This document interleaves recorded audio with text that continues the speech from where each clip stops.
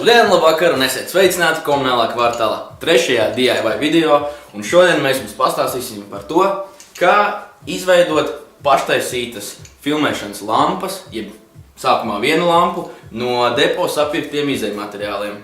Tātad, jums būs vajadzīgs. Tad šim projektam jums būs nepieciešams viens rokturs no krāsu ruļļa, 2 PVC trubas, kopā 3 metri, 25 mm diametrā, folijas, maziņš skrūvrezīts, 2 metāla leņķīši, 1 metāla plāksne, 5 PVC 90 grādu leņķīšu turētāji, 6, 5 PVC T-veida un 1 krustveida vats, kuram vienā galā ir kontakti un otrā galā vadi. Lai to varētu savienot kopā ar patronu, spuldzīte, LED, 4500 Kelvin, 100 vati un instrumenti vēl kā smilšu papīrs, mazais zāģīts, lielais zāģīts un bļoda. Tātad, pirmais, ko mēs izdarām, mēs nomērām PVC trubas. Mums izmēri jau ir pierakstīti, kas mums ir vajadzīgi, ja? Šeit arī mūsu profesionālais rasējums. Un tātad mums būs vajadzīgas 12 īsas trubiņas, 15,3 cm garumā. Tas ir mūsu izmēri. Protams, tas ir pēc kādu pašu uzskatiem. Un 58,2 cm garas trubas, kas būs vēl sānos nāks. Tā izmēram, ja? 15,8 reku ir te. Tā.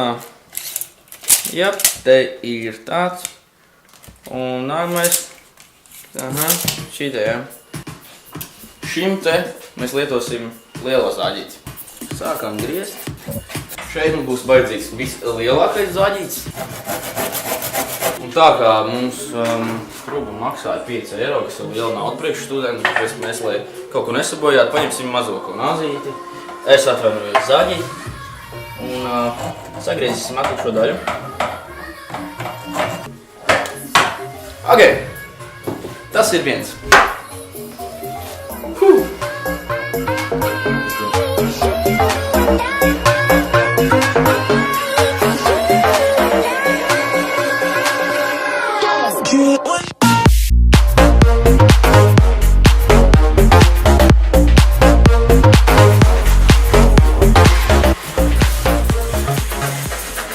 Tātad, trubas visas ir sagrieztas, izmēri ir pareizie, un pašlaik mēs ar smiltpapīru nolīdzinām šīs te apkārt vietas, lai trubas varētu ielikt šajos te kadosos. Lieta tāda, ka šis te diametrs, kas ir šeit, ir 25 mm, un arī trubām ir 25 mm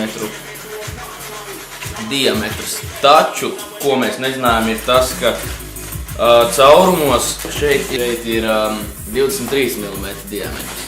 Un, lai varētu dabūt trubas iekšā šajos caurumos, šīs te trubas ir jākarsē ūdenī, tāpēc arī mums vārās ūdens.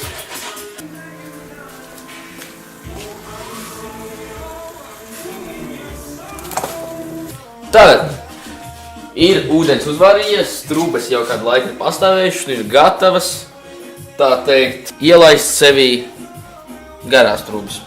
Tātad mēs paņemam T-veidu. Tā, paņemsim lūk šo te, un mēs viņu iebāzīsim šeit, jā.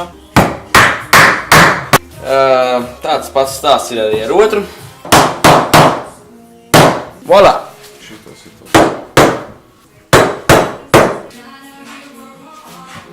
Tātad, pamat mums ir gatava. Nākamais, ko mēs izdarām, mums ir šeit regulējamais statīvs. Mēs viņu jaukam verdošā ūdenī, lai vieglāk dabūtu iekšā šo krustveida.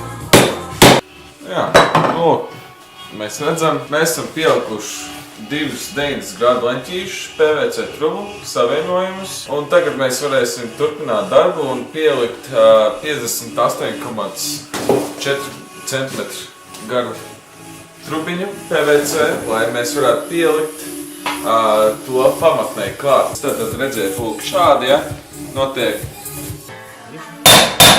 statīvs gaismai ir gatavs. Komunālā kvartāla mājas vīns. Lietot neapdomīgi un lieliem malkiem.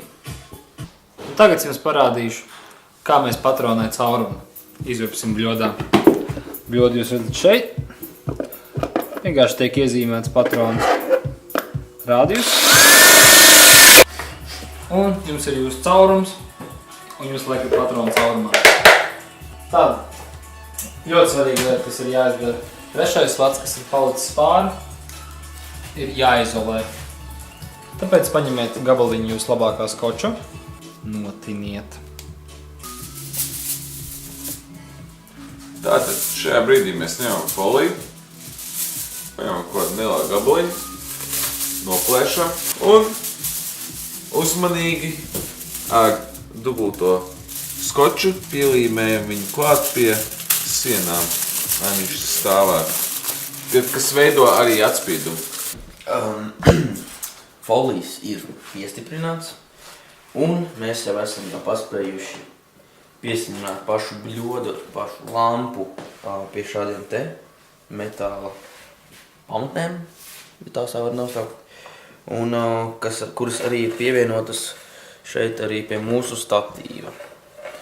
Un lūk, šādi mēs viņu varam, viss ļoti labi turās, ja?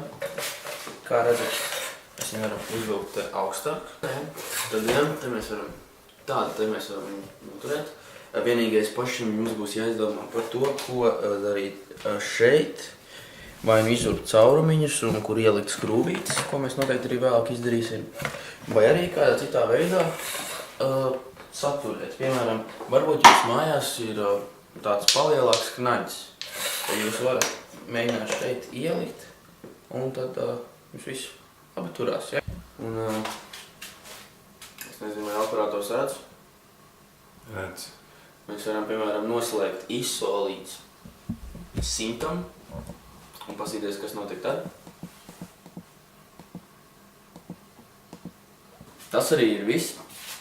Mūsu pamācībā, kā uztaisīt paštaisītu lampu. Kopējās izmaksas bija ap 25 €. Jā, paldies!